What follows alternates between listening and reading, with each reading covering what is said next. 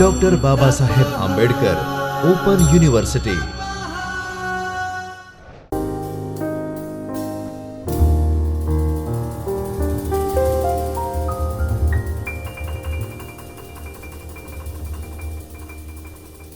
નમસ્તે વિદ્યાર્થી મિત્રો, હું ડૉક્ટર સ્વાતિ શાહ સંસ્કૃત વિભાગમાં બાબા સાહેબ આંબેડકર ઓપન યુનિવર્સિટીમાં આસિસ્ટન્ટ પ્રોફેસર તરીકે કામ કરું છું. ડૉક્ટર બાબા સાહેબ આંબેડકર ઓપન યુનિવર્સિટીના ચૈતન્ય સ્ટુડિયોમાં આપ સર્વેનું સ્વાગત છે. ગયા વખતે આની પહેલાંના લેક્ચરમાં આપણે સ્વપ્ન વાસવદત્તમ કથાસાર અનુસાર ભાસના સમય વિશે અને ભાસના જીવન વિશે જોયું હતું. આજે આપણે સ્વપ્ન વાસવદત્તમ કથાસાર અંતર્ગત ભાસ નાટક ચક્ર વિશે વાત કરીશું. ભાસ નાટક ચક્ર શું છે એ વાત આપણે ગયા લેક્ચરમાં કરી ગયા છીએ. ભાસ નાટક ચક્રમાં કુલ 13 નાટકો આવેલા છે, જેમાં રામાયણ પર આધારિત 2 નાટકો, મહાભારત પર આધારિત 6 નાટકો, ઉદયન કથા પર આધારિત 2 રૂપકો, લોકકથા પર આધારિત 2 રૂપકો અને 1 રૂપક હરિવંશ પર આધારિત છે. રામાયણ પર આધારિત 2 રૂપકોના નામ છે અભિષેક નાટક અને પ્રતિમા નાટક. મહાભારત આધારિત રૂપકો જે 6 છે તેમાં 1 પંચરાત્ર, બીજું મધ્યમ વ્યાયોગ, ત્રીજું દૂતવાક્ય, દૂત ઘટોત્કચ, કર્ણભાર અને ઉરુભંગ.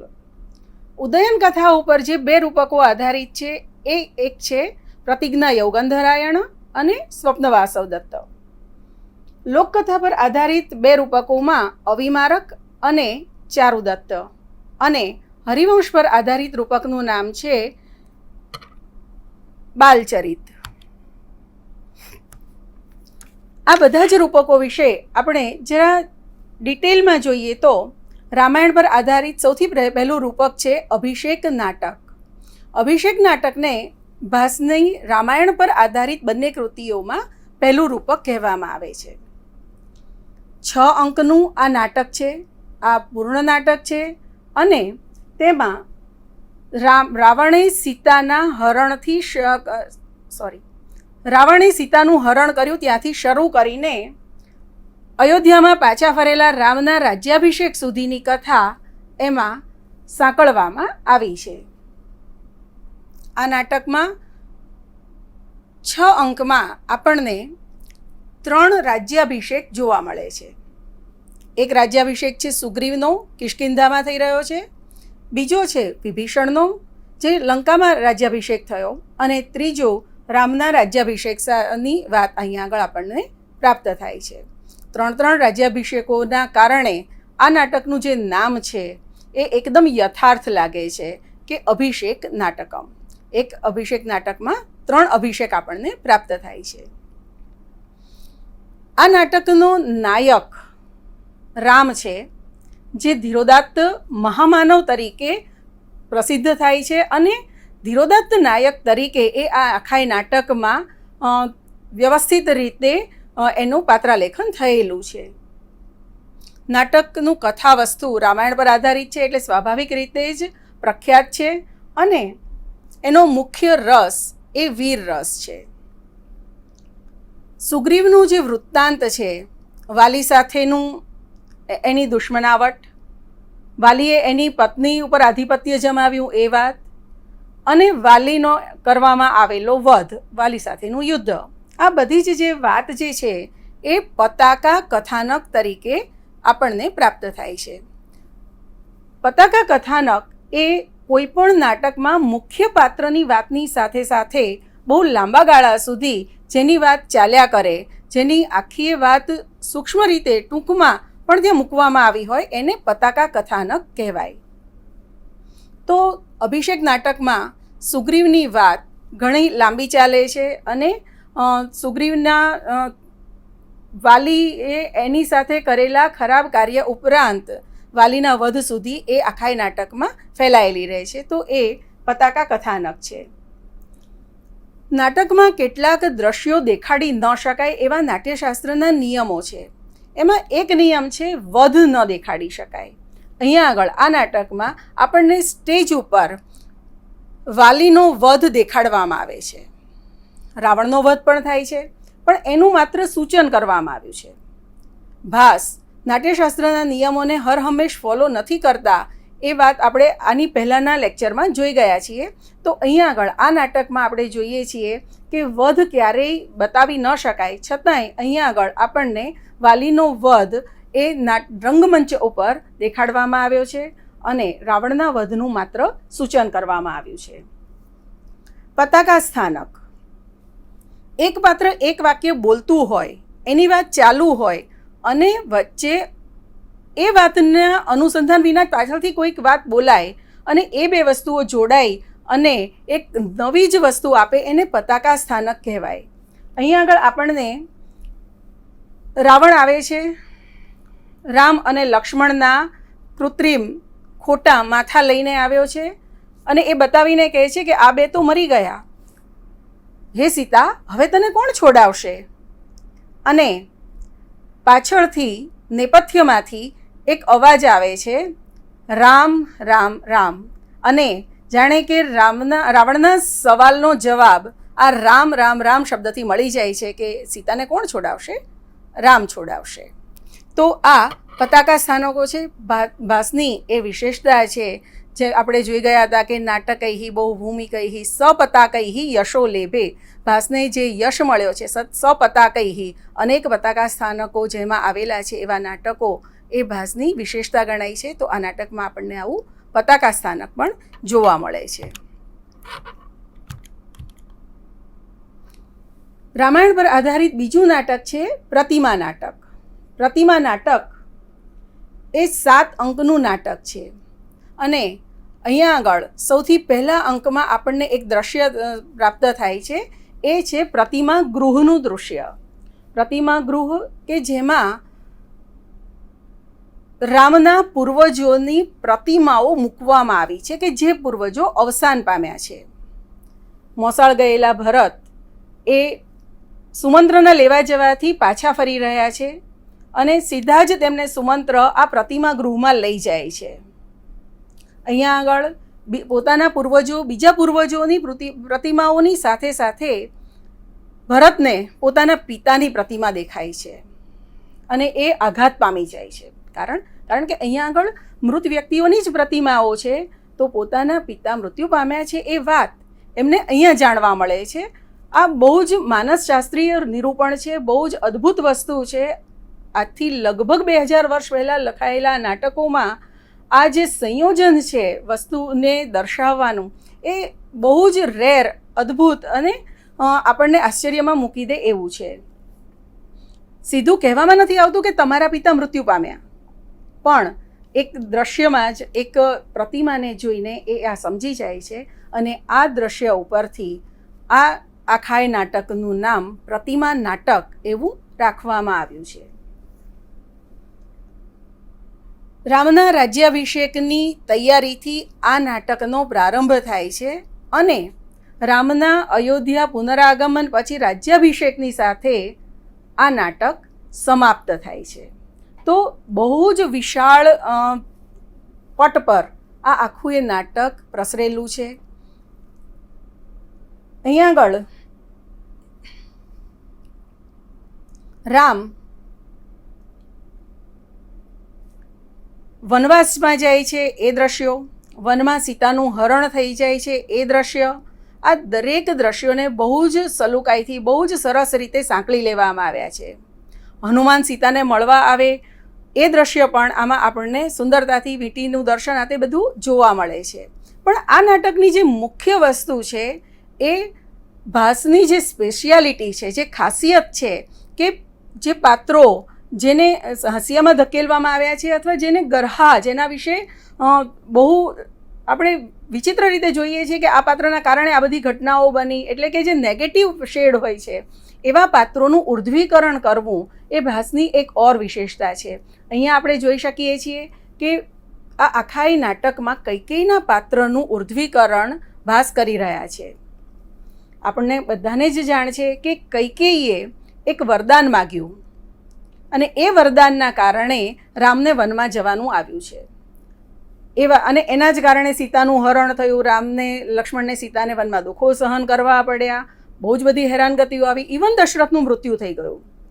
તો આ બધી ઘટનાઓથી આપણને કૈકેયીના પાત્ર માટે બહુ જ સહજ રીતે અણગમો થાય છે. પણ અહીંયા આગળ આપણે જોઈ શકીએ છીએ કે કૈકેયી જ્યારે ભરતને ખબર પડે છે કે પોતાની માતાના કારણે આ બધી જ વસ્તુઓ ઘટી છે, ત્યારે કૈકેયી ઉપર ખૂબ ગુસ્સે થાય છે અને પોતાની નફરત દર્શાવે છે.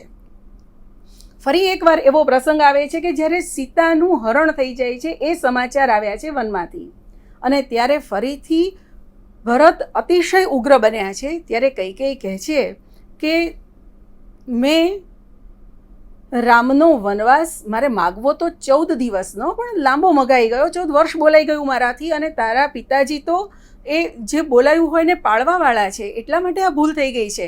બાકી મારો હેતુ એવો છે કે દશરથ છે એને એક શાપ મળેલો છે કે પુત્ર વિયોગમાં એમનું મૃત્યુ થશે.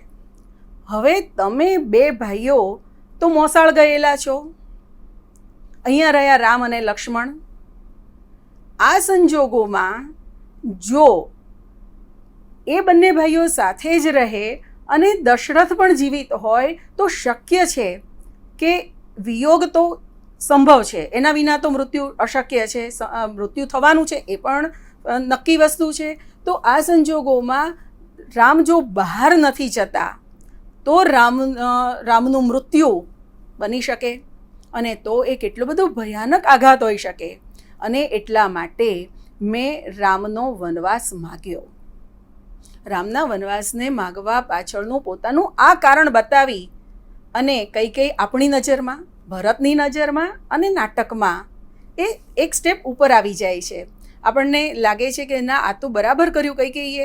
ધારો કે એણે આવું ન કર્યું હોત તો શક્ય છે કે રામનું મૃત્યુ થયું હોય, લક્ષ્મણનું મૃત્યુ થયું હોય, અને એ પછી એ દશરથનું મૃત્યુ થાય. આ નાટકના બીજા અંકમાં દશરથનો વિલાપ બહુ જ સુંદર રીતે વર્ણવાયો છે. જ્યારે રામ વનમાં ચાલ્યા ગયા છે અને સુમંત્ર પાછા આવે છે ખાલી રથ લઈને, રામને પાછા બોલાવવા માટે ગયેલા, અને ત્યારે જે દશરથનો વિલાપ છે એ સંસ્કૃતના જે ઉત્તમ વિલાપો છે, કાવ્યની જે નાટકના જે ઉત્તમ દ્રશ્યો છે એમાંનું એક દ્રશ્ય એ બની રહે છે. આ આખાય નાટકમાં આપણને ભાસનો માનસશાસ્ત્રીય અભિગમ બહુ જ સ્પષ્ટ રીતે દેખાયા કરે છે.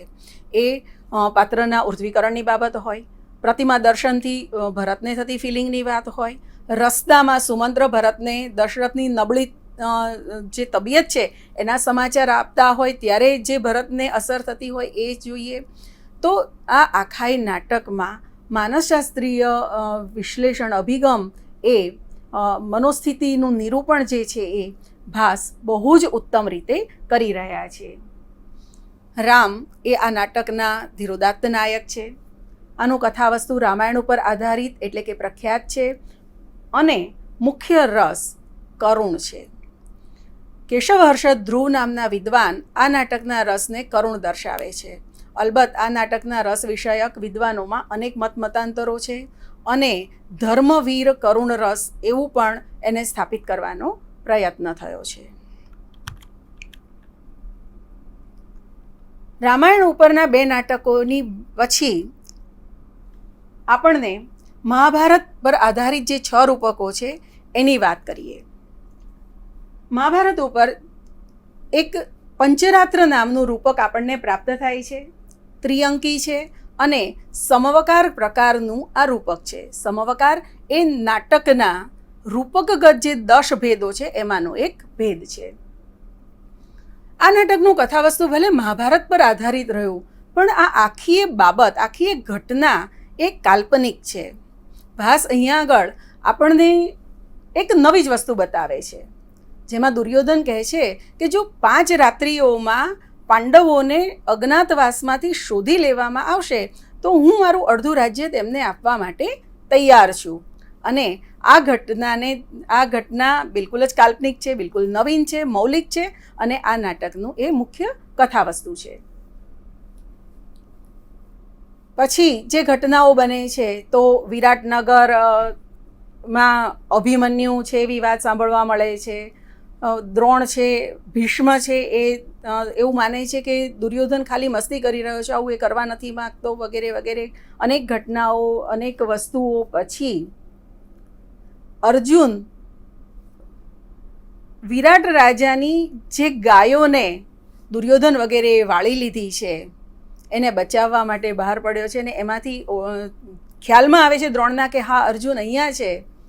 અને એ પછી યુધિષ્ઠિર તરફથી અભિમન્યુ અને ઉત્તરાના લગ્નની સમાચાર લઈને દૂત ભીષ્મ પાસે આવે છે અને પાંડવો આ રીતે જણાઈ આવે છે.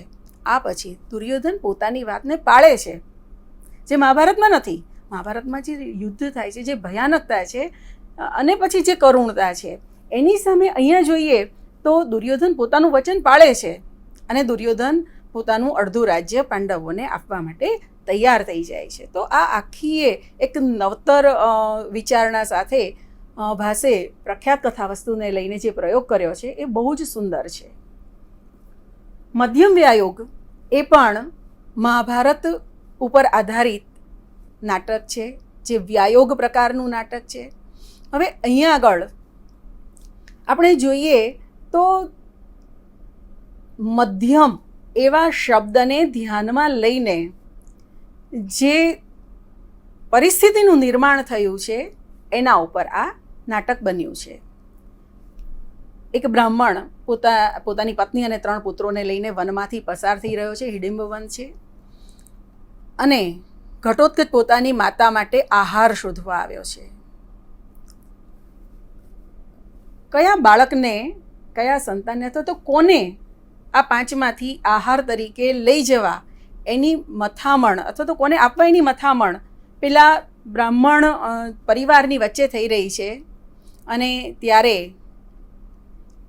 મોટો દીકરો તો પિતા કહે છે કે એ તો મારું બધું જ સંભાળશે, નાના દીકરા માટે માતાને બહુ પ્રેમ છે. એટલે પેલો મધ્યમ વચ્ચેટ દીકરો કહે છે કે હું જ કોઈનો નથી, મારા માટે જ કોઈને વધારે વહાલ નથી, અને તો તું મને જ લઈ જા. અને પછી એ નાહવા જવાની, નદીએ જવાની સંમતિ માગે છે ને નદીએ નાહવા જાય છે. ત્યારે એને આવતા વાર થતાં બૂમ પાડે છે ઘટોત્કચ કે મધ્યમ મધ્યમ. અને પાંડવો પણ ત્યાં રોકાયેલા છે. કુંતીના 3 પુત્રોમાં ભીમ પોતે મધ્યમ છે, તો ભીમને લાગે છે કે કોઈ પોતાને બોલાવી રહ્યું છે, એટલે એ પોતે ત્યાં આગળ હાજર થાય છે. અને પછી ભીમ અને ઘટોત્કચ વચ્ચે જે સંવાદો થાય છે, જે થોડી રસાકસી થાય છે, એ બહુ જ સુંદર રીતે, ઉત્તમ હાસ્ય પ્રેરક રીતે ભાસે ત્યાં આગળ મૂકી છે. કારણ કે ભીમ ઓળખી ગયો છે કે આ હિડિંબાનો અને પોતાનો દીકરો છે, અને પેલાને ખબર નથી કે આ ભીમ છે, એના મન તો આ મધ્યમ છે અને કોઈક બીજો મધ્યમ છે જેને એ લેવા નહોતો આવ્યો, પણ આ ચાલશે પોતાની માતાને ભોજન માટે. અને સતત એનું એક વાક્ય અતિક્રામતી માતુહુ આહાર વેલા એ આપણને સતત પ્રાપ્ત થાય છે. અને પછી છેલ્લે ઘટોત્કચ ભીમને લઈને હિડિંબા પાસે જાય છે અને હિડિંબા ભીમને જોઈને ખુશ થાય છે. પેલાને આશ્ચર્ય થાય છે ભીમને કે આવું કેમ કર્યું આણે, કે કોઈ માણસને ખાવાની ઈચ્છા. ત્યારે હિડિંબા એના કાનમાં કહે છે કે આમ આમ, અને ત્યાં આગળ વાત પૂરી થાય છે. આમ આમમાં વિદ્વાનો માને છે કે હિડિંબાએ કીધું છે કે તમને શોધવા માટે જ આખો ઉપક્રમ કર્યો હતો, બની શકે. આનો નાયક ધીરોદ્ધત છે, કારણ કે ઘટોત્કચ બોલાચાલી કરે છે, કોઈને મારી નાખવા માટે લઈ જવા આવ્યો છે, નાનું યુદ્ધ કરવા તૈયાર થઈ જાય છે, પોતાના પિતાના બહુ ગુણગાન ગાય છે, પણ સામે ઊભેલો વ્યક્તિ એને દુશ્મન લાગે છે તો એની સાથે લડી પડે છે. આ ધીરોદ્ધત નાયક છે. કથા વસ્તુ આપણે જોઈ ગયા એમ પ્રખ્યાત પર આધારિત મૌલિક છે, અને આનો મુખ્ય રસ વીર છે. મહાભારત આધારિત ત્રીજું રૂપક છે દૂત વાક્ય. મહાભારતનું યુદ્ધ જ ન થાય, શાંતિ જળવાઈ રહે એ માટે કૃષ્ણ ભગવાન પોતે દૂત રૂપે દુર્યોધનની સભામાં જાય છે એવું દર્શાવતું આ રૂપક છે. 1 અંકનું છે. અને કૌરવોની સભામાં કૃષ્ણ જાય ત્યારે મહાભારતમાં આપણે, ઓરિજિનલ મહાભારતમાં આપણે જોઈએ તો ત્યાં આગળ એ ધૃતરાષ્ટ્રની સામે જાય છે, પણ ભાસે બહુ જ કુશળતાપૂર્વક ત્યાં દુર્યોધનને મૂકી દીધો છે અને દુર્યોધનની સભામાં કૃષ્ણ પહોંચે છે. કૃષ્ણ આવવાના છે એના સમાચારથી જ દુર્યોધનનું વર્તન છે એ થોડું ગુસ્સાભર્યું, થોડું ઈગો અભિમાનભર્યું છે. એટલે એ એવું કહે છે કે કોઈએ તમારે પોતાની સભામાંથી પોતાના સ્થાનેથી ઊભા નથી થવાનું. પણ જ્યારે કૃષ્ણ ખરેખર આવે છે ત્યારે એના પ્રભાવમાં બધા જ ઊભા થઈ જાય છે. એના ગુસ્સામાં દુર્યોધન પોતે ગબડી પડે છે અને દુર્યોધન કૃષ્ણને બાંધી લેવા માટે પ્રયત્નશીલ બને છે. અને ત્યારે કૃષ્ણ પોતાનું વિરાટ સ્વરૂપ, વિશ્વ સ્વરૂપ દર્શાવે છે અને એના બંધનમાં ન આવીને એને અભિભૂત કરે છે, એને આંજી દે છે અને એમાંથી પોતે બહાર નીકળી જાય છે. તો આ દૂત વાક્યનું કથાવસ્તુ હતું. નાયક કૃષ્ણ, ધીરોદાત્ત મહામાનવ, અને તેનો મુખ્ય રસ એ વીર રસ છે. ભલે અહીંયા આગળ કોઈ જ યુદ્ધ નથી થતું, પણ બાંધવાનો પ્રયત્ન અને જે આક્રમકતા, રૌદ્રતા એમના ડાયલોગ્સમાં આપણને જોવા મળે છે, તો એ દ્વારા વીર રસ પ્રધાન એવું આ રૂપક છે. દૂત ઘટોત્કચ. ઘટોત્કચને દૂત તરીકે મોકલવાવાળું આ રૂપક 1 અંકનું છે અને વ્યાયોગ તરીકે મોટાભાગના વિદ્વાનો એને સ્વીકારે છે. ઓફકોર્સ અહીંયા આગળ નાયિકાનો અભાવ હોઈને એ વ્યાયોગ એને ગણવું કે કેમ એ વિશે બીજા વિદ્વાનોના મતાંતરો આપણને જોવા મળે છે. અભિમન્યુનો વધ થઈ ચૂક્યો છે. સાંજે જયદ્રથે અભિમન્યુનો વધ કર્યો અને રાત્રે પાંડવો અને કૃષ્ણ સાથે બેઠા છે. સમાચાર આવી ગયા છે અભિમન્યુના વધના. ત્યારે હવે શું કરવુંના સંદર્ભમાં પાંડવો નક્કી કરે છે કે ઘટોત્કચને દૂત તરીકે કૌરવોને ત્યાં મોકલવો. અને કૌરવોના ત્યાં ઘટોત્કચ જાય છે અને ત્યાં આગળ જે પરિસ્થિતિનું નિર્માણ થાય છે એ ભાસની મૌલિક કલ્પના છે અને એણે આ નાટક એ રીતે રચ્યું છે. ઘટોત્કચ ત્યાં જઈને દર્શાવે છે કે જેવી રીતે અભિમન્યુના વધથી અમે બધા દુઃખમાં આવી ગયા છીએ, એવી જ રીતે તમારે ત્યાં પણ દુઃખ આવશે. એટલે સુધી કે દુઃશલા, જે દુર્યોધનની બહેન છે, એ પોતે ત્યાં આગળ એવું કહી રહી છે કે જેવી રીતે પાંડવની એક પુત્રવધુ વિધવા થઈ અને તેમને ત્યાં શોકનું સામ્રાજ્ય વ્યાપ્યું છે, એવી જ રીતે આને મારનારે કૌરવોને આપણે ત્યાં પણ દુઃખની આખું એ સામ્રાજ્ય લાવીને મૂકી દીધું છે. તો અહીંયા આગળ વાતાવરણ બહુ જ ભારેખમ છે. ઘટોત્કચ જઈ અને પરત આવે છે એટલી જ આની કથા છે. અને નાયક ઘટોત્કચ ધીરોદ્ધત છે. એનો મુખ્ય રસ કરુણ છે, કારણ કે અહીંયા અભિમન્યુના વધથી ઊભી થયેલી કરુણતા કૌરવોને ત્યાં પણ આવી જ રીતે મૃત્યુ અને સર્વનાશના પગરણનું મંડાણ એ બધાથી આખાય નાટકમાં કરુણતા વ્યાપેલી રહે છે. મહાભારત પર આધારિત અન્ય એક રૂપક છે કર્ણભાર અને બીજું છે ઉરુભંગ. સંસ્કૃત નાટ્યશાસ્ત્રમાં આપણને કરુણાંતિકાઓ ઓછી જોવા મળે છે. ટ્રેજેડીનો જે ખ્યાલ છે એ આપણે ત્યાં નથી એવું કહેવામાં આવે છે, એવું સ્વીકારાયું છે. અને આપણે ત્યાં નાટકો એટલા માટે જ કરવા તૈયાર થઈ રહ્યા છે કે લોકોને આનંદ મળે, અને એ આનંદ કોમેડી એટલે કે હાસ્ય સુખાંત નાટકોથી તૈયાર થાય છે. તો આ જે સુખાંત નાટકોની પરંપરામાં ભાસ 2 કરુણાંત નાટકો લઈને આવે છે. સૌથી પહેલાં કર્ણભાર. કર્ણભાર એ 1 અંકનું નાટક છે અને જેમાં કર્ણ એ દુર્યોધનની સેનાનો સેનાનાયક બને ત્યાંથી શરૂ થાય છે.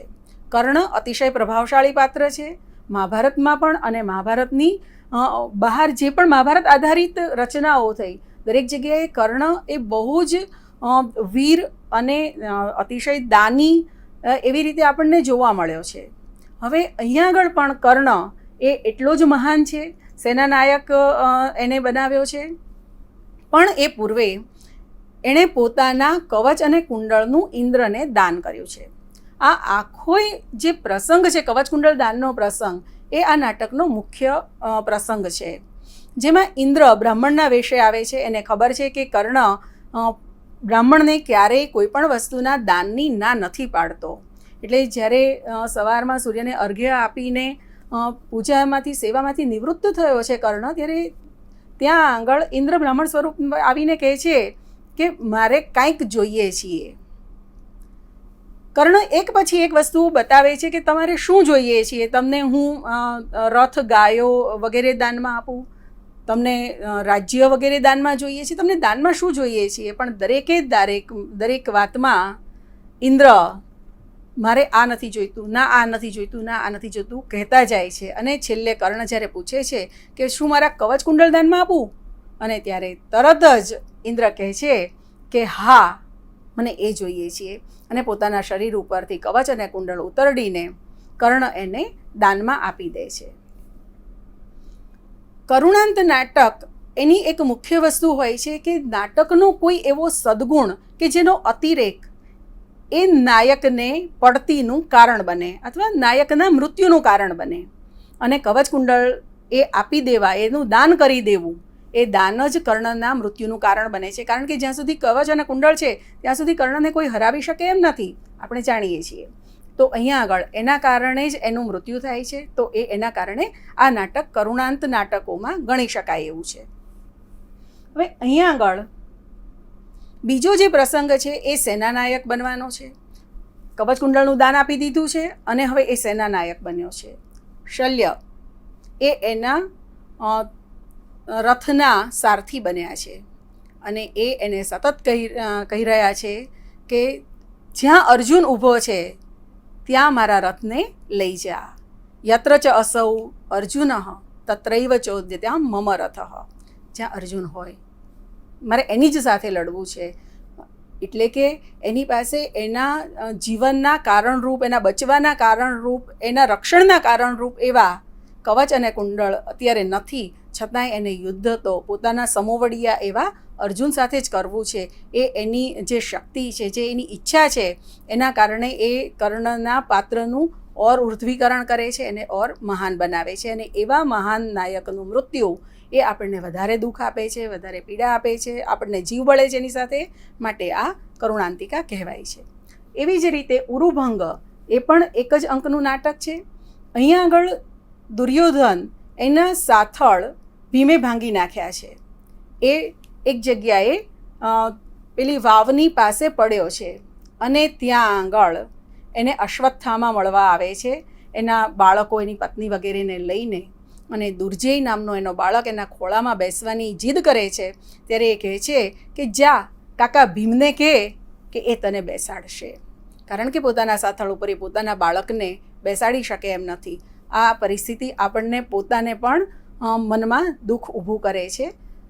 એ પછી અશ્વત્થામા વેર લેવાની વાત કરે છે કે જેણે મારા રાજાને આ રીતે પરવશ બનાવી દીધો છે, જેના સાથળ ભાંગી નાખ્યા છે, તો એ લોકોને હું મારી નાખું, એમનું ખેદાન મેદાન કરી નાખું.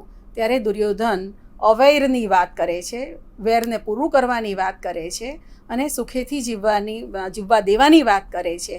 તો એના કારણે દુર્યોધનના પાત્રનું આપણે અહીંયા આગળ ઉર્ધ્વીકરણ થતું જોઈ શકીએ છીએ. તો આ એક ઉત્તમ કરુણાંતિકા છે. અહીંયા આગળ પણ જેણે અવૈર શાંતરસને સ્વીકાર્યો છે એવા દુર્યોધનના મૃત્યુથી આપણને દુઃખ થાય છે. ઉદયન કથા ઉપર બે નાટકો આધારિત છે. એક છે પ્રતિજ્ઞા યૌગંધરાયણ, એ 4 અંકનું છે, અને રાજનીતિ એ એનું મુખ્ય કથા વસ્તુ છે. અહીંયા આગળ યૌગંધરાયણની પ્રતિજ્ઞા એ મુખ્ય વિષય હોવાથી એ પ્રતિજ્ઞા યૌગંધરાયણ એવા નામથી આપવામાં આવ્યું છે. પ્રદ્યોત મહાસેન નામના રાજાએ ઉદયનને